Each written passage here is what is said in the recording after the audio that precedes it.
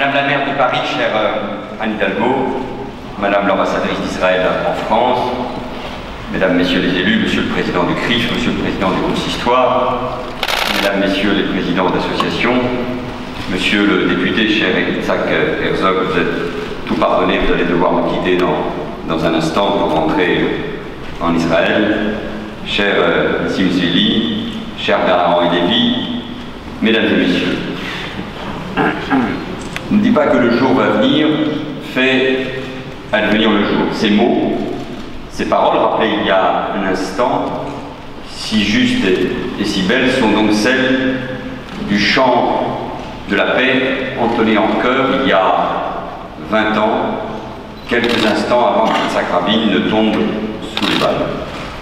Ces mêmes mots qu'il avait guidés durant toute sa vie ont, lors des obsèques, accompagné les pleurs de sa famille, de ses amis, de tout un peuple, de tous ceux qui, avec lui, avaient espéré.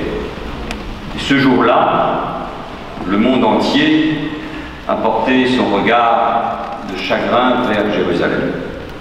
Et du monde entier, nombreux sont venus jusqu'au mont Herzl, le mont du souvenir, pour dire un dernier adieu à l'homme qui avait voulu, au fond, inventer un nouvel avenir. 20 ans après, ces mots résonnent encore dans le cœur de ceux qui ne se résignent pas. Et ils sont ce précieux héritage que nous a légué Yitzhak Rabin. Vous l'avez dit, les uns et les autres. Yitzhak Rabin fut beaucoup, bâtisseur comme tant d'autres, d'une nation aux premiers instants d'Israël, défenseur, car soldat, par les armes de son peuple.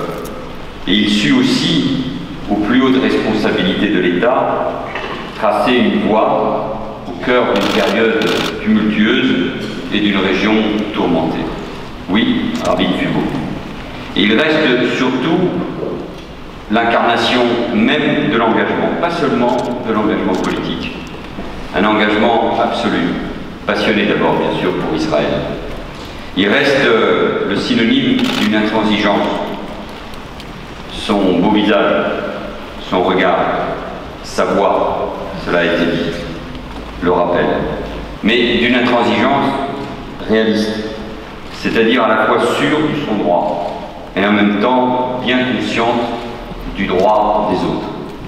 Il reste pour nous ce qu'il y a sans doute de plus noble dans l'action publique, savoir exercer les responsabilités sans céder à la facilité du moment, sans plier sous le poids des contestations, aussi bruyantes et violentes soient-elles, et c'est cette force qui fait le caractère des grands hommes ou des grandes femmes d'État.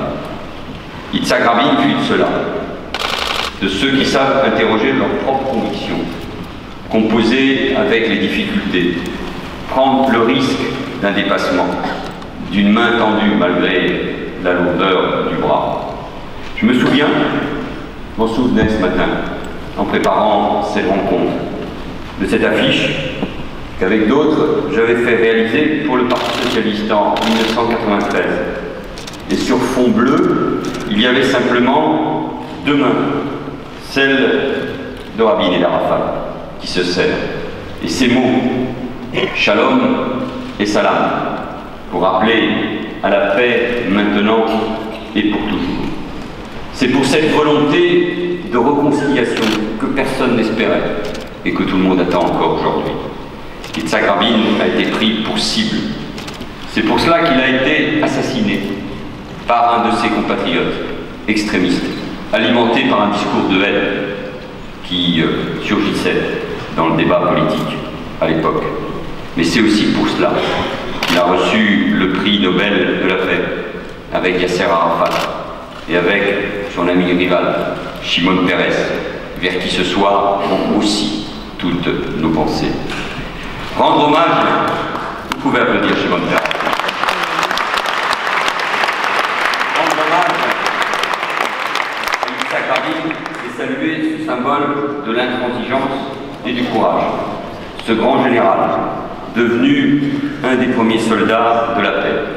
C'est aussi inévitablement mesurer le temps qui nous sépare des accords d'Oslo. Et depuis, l'amertume a pris le dessus.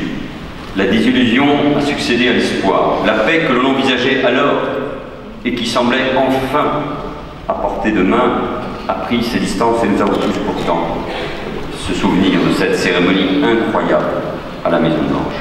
Peut-être c'est à ce moment-là, avec cet assassinat, que nous avons changé de siècle. Et que d'occasions manquées depuis, et que d'espérances fanées. 20 ans plus tard, notre monde est un monde instable, un monde en guerre, dans lequel le terrorisme, le fanatisme islamiste font des ravages. Et ils tuent, parce que c'est la même chose, dans les rues de Paris, d'Istanbul, de Bamako ou de Tel Aviv.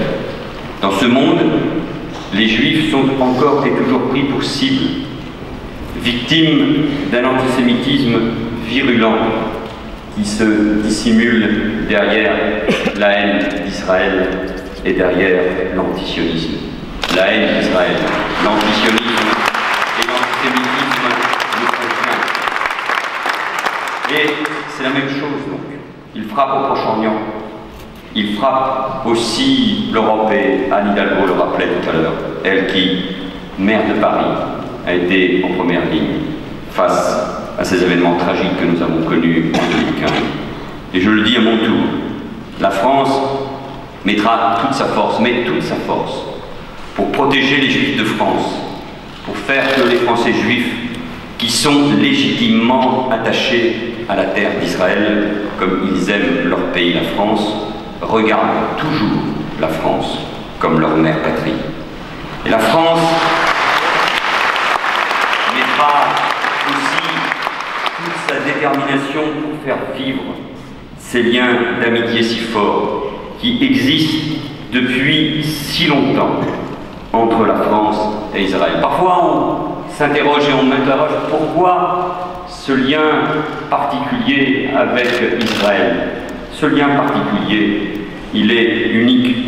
Pourquoi? Parce que nous sommes deux nations sœurs qui, chacune à notre manière, parce que nous savons le poids de l'histoire, portons une part de l'universel. Bien sûr, notre amitié est exigeante et honnête.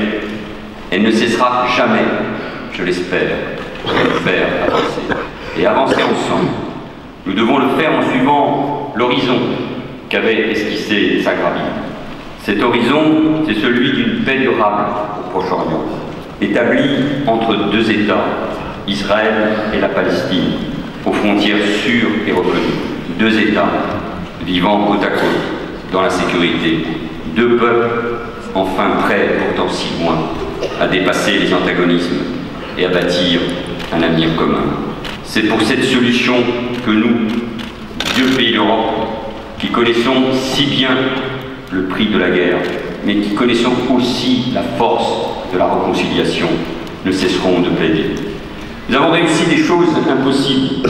Nous avons moins bien réussi des choses possibles, avouait Rabin. Et ce message, la France ne l'a jamais oublié, et il nous oblige. Alors la France, par l'action du président de la République et de sa diplomatie, est là, prête à aider, à faciliter, à réconcilier, pour alerter quand les impasses se dressent et les empêchent le dialogue d'avancer. Mais la France est là, aujourd'hui plus que jamais, contre tous ceux qui, d'une manière ou d'une autre, se mettent sur la route de la paix. Contre ceux, bien sûr, qui terrorisent. Ceux également qui font le choix de la violence. Ceux aussi qui boycottent. Car Israël est une démocratie et la France ne boycotte pas les démocraties. Elle ne boycottera jamais l'intelligence et la création. Mesdames et messieurs, Isaac Herzog m'a fait plaisir en rappelant ces mots de Clémenceau dans son discours à Verdun en 1919, soulignant qu'il était bien plus dur de faire la paix que de faire la guerre. Et ces mots n'ont rien perdu de leur pertinence et de leur actualité. reconstruire la paix, faire advenir le jour. C'est ce chemin qu'il Sagrabine, à son tour, avait choisi. Un chemin tortueux, exigeant, semé d'embûches, mais le seul chemin qui vaille, sans perdre notre cap, sans céder à la résignation. C'est ce chemin que nous tous, nous devons, à sa suite, continuer d'emprunter. Vive la paix, vive Israël, vive la France et vive l'amitié entre Israël